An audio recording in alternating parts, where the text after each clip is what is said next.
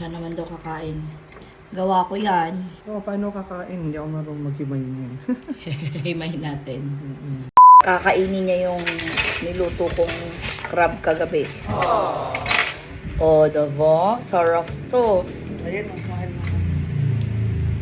Sip-sip mo muna. Try mo muna. Ayoko, di ko kaya sip-sipin Hindi, yan. ganun lang oh. Hindi pwede to. Pang sundot ko. Tingnan mo. Oh. Kompleto yan. No? Meron pang ano. Ayan. May pang Hindi ako puso. marunong sa mga ganito. Masyadong social. Ito, pang gaganan mo siya. Sarap ng butter. Sarap ng salsa. Very good. Nilagyan ko ng maraming ano yan eh. Garlic eh. Tama nga yun. Tapos may konting sili.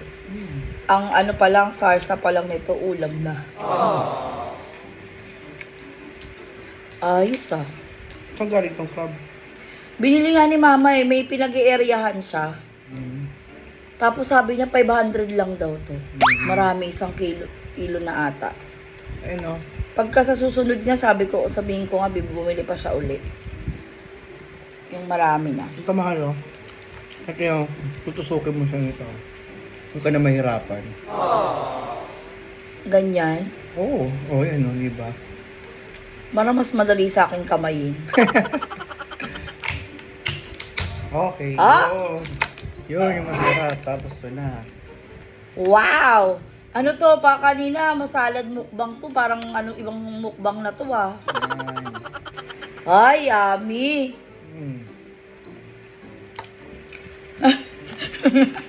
Napakain. Ano yan? Sa'yo na to. Ay, ang sarap. Tapos lagyan mo ng sarsa. Yung may garlic. Ayan. Oh. Ayan. Ay. Sarap. Sarap ng kamay ko ah. Oh, ito naman. Eh, meron pa. Meron pa yan. Ang laki. Kita kaya yan. Mga buo yun kanina. Yun.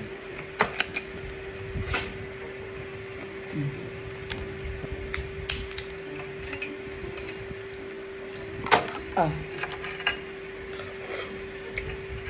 Sarap yung ano, butter. Masarap ba? Lurpak mahal o. May Sprite pa yan.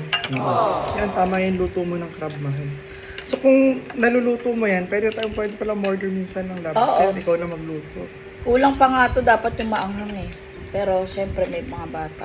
Parang ganito lang sa lobster o. Ah, Walang buto yan? wala.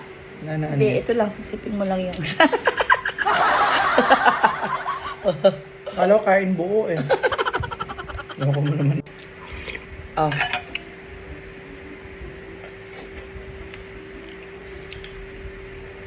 O diba? Pag yung mga maliliit yan, sundot-sundutin mo. Nakisip-sip. Ikaw lang susubuan ko, nakikisip-sip ako. O diba? Ay, masarap to oh. Yung natira-tira lang na ano. Kumain na kasi ako ng salad, tsaka ng Glamoroses coffee. Kaya ito, sa kanya lang talaga to. Pero ang sarap ng sabaw. Panalo. Kakain ka pa ba? Ito. May natira pa oh. Mamaya ka na maghugas ng pinggan. Okay lang. Para wala masyado mamaya. Ito siyang ending naman. Ay, yung mga tira-tira dito oh. Ay, dito na tayo sa next level. Ah. Word sa kanya si Padir. Ay, bakit pa ako nakain? Buo Teka. yan? Buo? Hindi. Shoutout naman sa Lurpak. Baka naman. Iniwan pa ako ng sinusubuan ko. Siyempre, maiinip ako. Baka ako tumikim-tikim nito. Sayang. So, alam nyo ba mga kachichi, ngayon lang ulit ako nagagawa ng vlog. Sobrang busy ko talaga sa jewelry at saka sa baby ko. Ngayon lang talaga na medyo gumaan-gaan na yung oras ko. Kasi, nadede na sa bote yung anak ko. Although, nagbe-breastfeed pa din siya sa akin. Ilang months na siya ngayon, 6 months. Tapos tsaka, pa lang ako nakakapag-diet, ganyan. Nakakapag-exercise. Actually, lunch ko pa lang to yung salad na kinain ko. Nasa unang video ko yun. Mamaya magbaboxing ako.